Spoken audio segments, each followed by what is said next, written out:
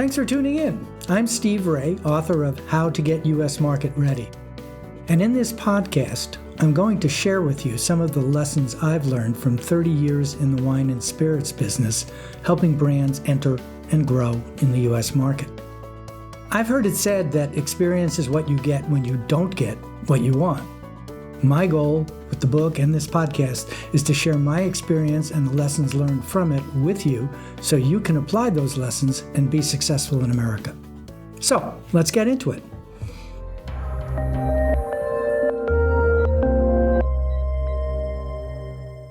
Hello, and welcome back. We're about to cover the 10 options to import your wine or spirit brand into America. In order to dedicate enough time to the pros and cons of each of the 10 options, we're again going to break this topic down into a two-part series, this being part 1.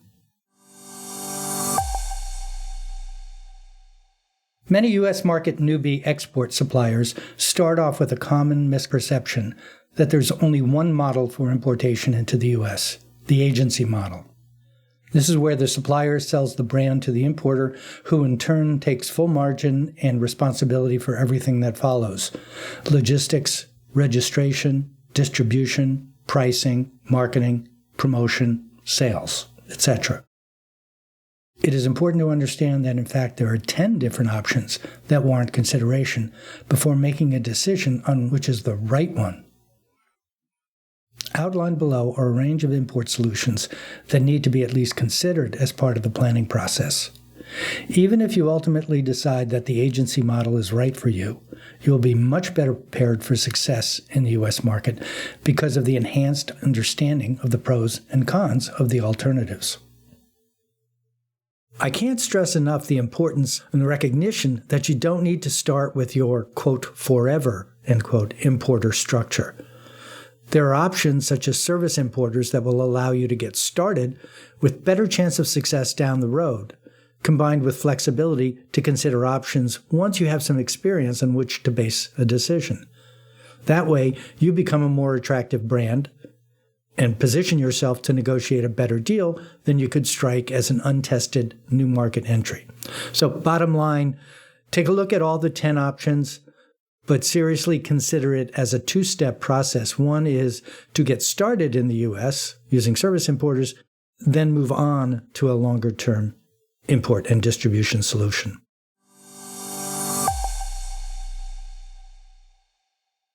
I'm now going to go through the list of the 10 options for importing your brand into the U.S., and we'll be reading a list of the pros first, and then the cons second for each one. There are 10. This is number 1. The traditional national agency brand importer. Examples include Palm Bay, Winebow, Co-Brand, and Terlato. And some of the pros. They have existing national distribution network. They have clout with distributors in that network, and your brand benefits from their portfolio strength. They generally have a large sales force calling on distributors. They have an on-staff marketing department with existing ad and PR agency relationships that they can pull in on your behalf. You can participate in their sponsored events, such as portfolio tastings that attract more, and more important, trade press than you could reach on your own. They have existing business with chain accounts both on and off premise. The bottom line being a national agency brand importer takes on a lot of the responsibility because they offer so much in return. On the flip side, small brands are going to get lost in a portfolio where the bigger brands represent most of the revenue and margin. That's reality. An agency brand gets lower priority than owned brands, and we're seeing a lot of these traditional agency brand importers move towards taking equity positions in the brands that they import. William Deutsch being the one who really set that in motion with Yellowtail. The third one, con, importer controls the pricing and the margins. You may have some different points of view on how you want your product sold and to whom. The reality is you've given up that level of control, and in some cases even the knowledge, because unless you negotiate your contract correctly, you may not even find out the details of some of these things. And fourth, internal competition for agency company resources. I mean, they have a PR department, but that doesn't mean that they can spend all their time worrying about your brand. They're going to be focused on the big brands that warrant their attention, generate revenue, and profit. The fifth con for the traditional agency brand structure: the importer determines marketing strategy, creative, promotion, point of sale. Basically, they fit your product into their portfolio. And lastly, they're set up to work with bigger suppliers and focus on big volume brands. That's the basis of their existence. So while small brands represent the future and meet the needs of emerging market segments, the reality is every big company is going to have to focus on the 80-20 rule, which are the brands that generate the revenue and margin that drive the business. The second option in our list of 10 options to import brands into the United States is what I call a specialty national importer, a specialist national importer. Examples include Cape Classics, which specializes in South African wine, Athenae, which specializes in Greek wine, Guarachi Partners, which specializes in South American wine. And here's the pros. One is they have an existing national distribution network, which is critically important and saves you a lot of trouble. So you get some big benefit there. They also have a greater depth in a given category and an expertise at being able to sell in that category. You can participate in their sponsored events, portfolio or holiday tastings that would attract more and more important trade and press than you could reach or attract on your own. Obviously, they have category expertise, not only just the depth, but the breadth. They're a mile deep and a mile wide. They have on-staff marketing personnel in the company itself, so you're not dealing with a one-man operation or one-person operation. And they most likely, commonly, would have existing business with chain accounts, again, making it a lot easier for you to penetrate the U.S. market within a reasonable time frame. But of course, there are cons to each, and these are the cons for specialist national importer.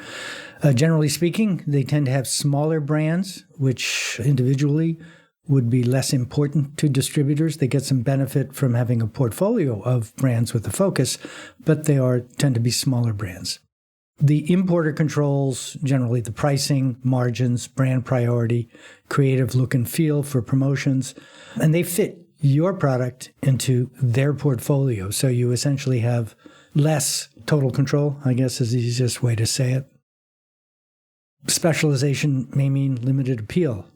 We've talked to some folks who specialize in Hungarian wines, and they're very deep and very experienced in Hungarian wines, but there's not a lot of awareness and appeal for Hungarian wine. So they have to build the category, not just the brands. And lastly, in terms of cons for specialist national importer, in-house marketing and sales resources are not nearly as extensive as a general national importer, but still significant and better than anything you can do on your own. Number 3 on our list of import options is a specialist regional or multi-state importer. And they'll be similar to a specialist national importer, but obviously focused a little bit more geographically. Examples include Michael Skurnik, the Enier Group, and O-Pee-Chee.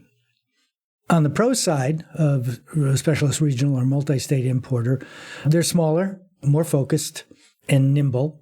You'll get more attention and not lost in their portfolio because they're focused.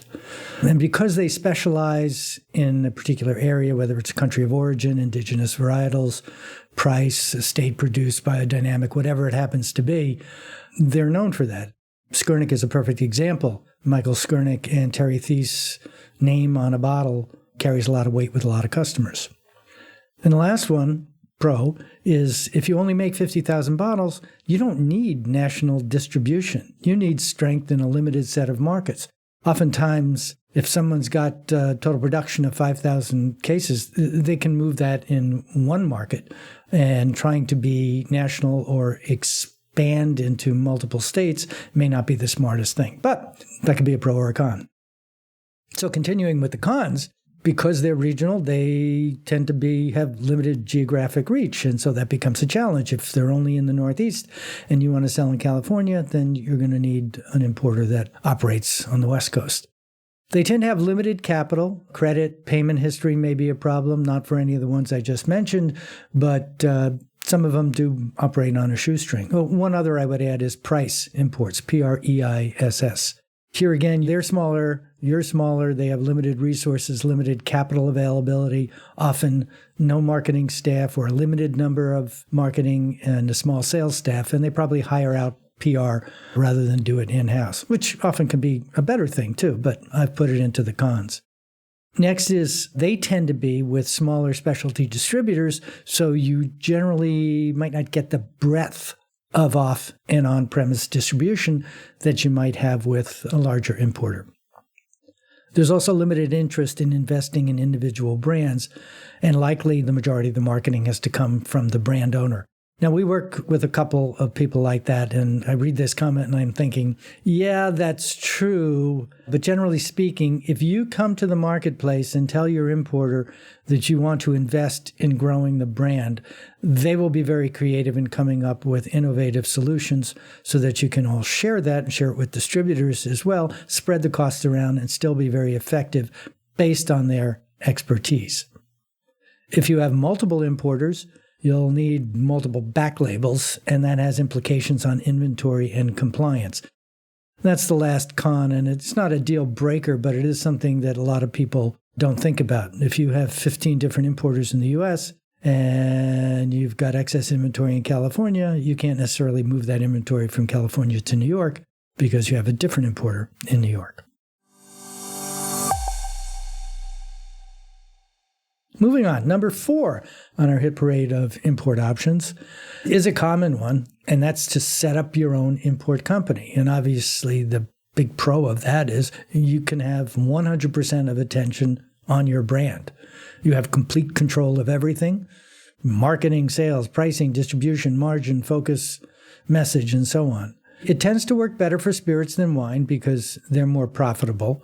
And obviously, you would keep the importer margin as well as the producer margin, and you can be a lot more flexible on price.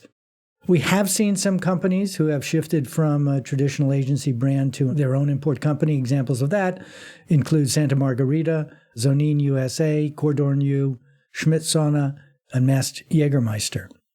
On the flip side of setting up your own company is you bear the complete cost of everything. You can't amortize anything across the portfolio, and you really need volume to make it work. And that's going to take some time to build. So your loss is going to be deeper and longer for your own import company. So you really need to put it into perspective as you're exploring that as an opportunity. And the second con is also could be a positive, I suppose. You need people with lots of skills: marketing, sales, import logistics, warehousing. And oftentimes you end up being very reactive and too much attention is paid to putting out fires. And that can take your eye off of what you should be doing, which is promoting and selling the brand. And the last con for your own import company is it's not your expertise, and you tend to make some simple mistakes. We've seen some people say, we set up our import company in Delaware because a lawyer told us to do that. And they spent a lot of money on the lawyer, which can be a very good thing. But by the same token, it's pretty easy to get an import license in the United States. You basically just need to be a resident in the U.S. And so you can work with somebody who's in the market who can set this up for you, perhaps less cheaply than going through a formal attorney who is specialized in the category. Don't get me wrong. I'm not saying don't use attorneys. Absolutely think you should, and get very familiar with the options when you're negotiating contracts. But in terms of setting up your own import company, it can be simplified. Number 5 on our list of import options is service importers, and examples of those include MHW Limited, Park Street, USA Wine West, T. Ellen Tenney, and Siemens Beverage, and American Spirits Exchange. And the pros of using a service importer is you can get started very quickly, and they are basically set up exactly to do the things that you need to do. So not only are they very efficient at what they do, they're also very effective at what they do. I would also add that they know the things not to do, and provide very good counsel on making sure that you don't make the same mistakes others have made before you, again, for the first time.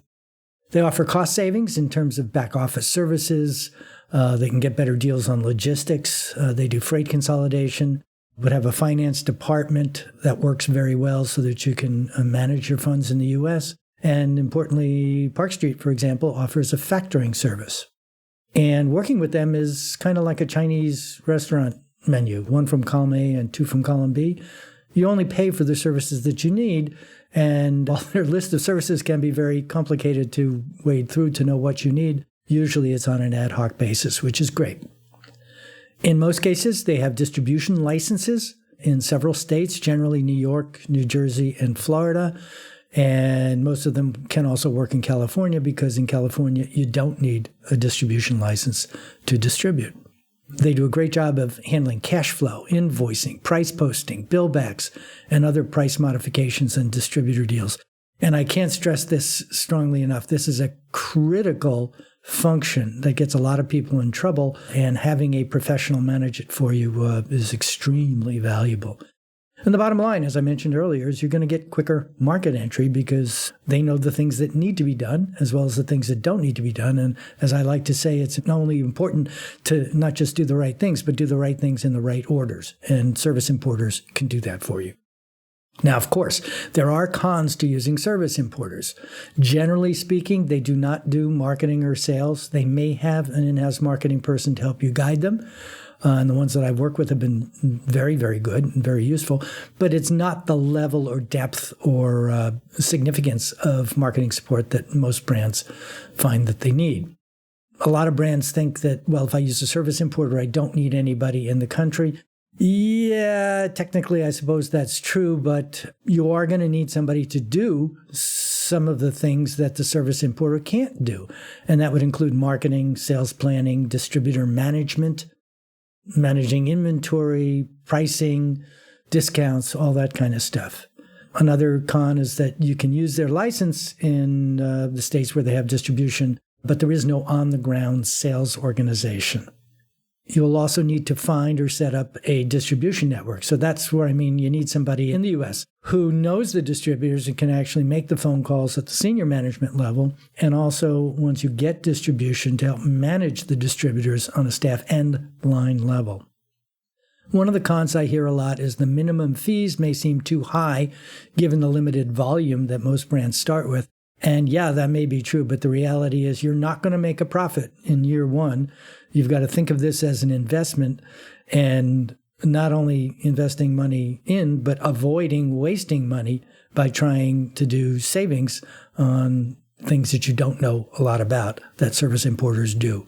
So my recommendation is absolutely consider service importers.